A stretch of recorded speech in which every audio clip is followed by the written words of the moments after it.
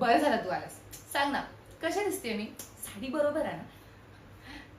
तुला माहितीये मी किती एक्साइटेड होते, किती लांबून मी ही साडी घेतली आहे फक्त ताईच्या लग्नासाठी. Finally she is getting married.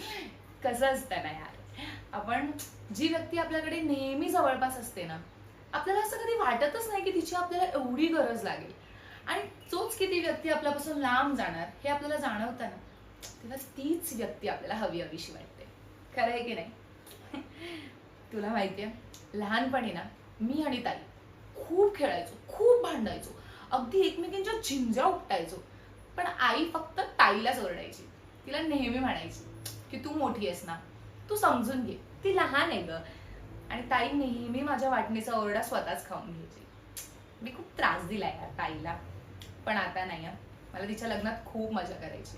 आणि ह्याच्या पुढचं आयुष्य ना तिने खूप छान जगावं. तिने जिजूंबरोबर फिरावं, तिने अगदी एवढी मजा करावी, तिला आमची आठवणच नाही आली पाहिजे. बरोबर की नाही? बरं, आपण काय बोलत बसलो इकडे? आता जिजू येतील यार, बँड बाजा वरात सगळी दारावर येईल आणि आपण इथेच बोलत बसू. चल चल चल पटकन.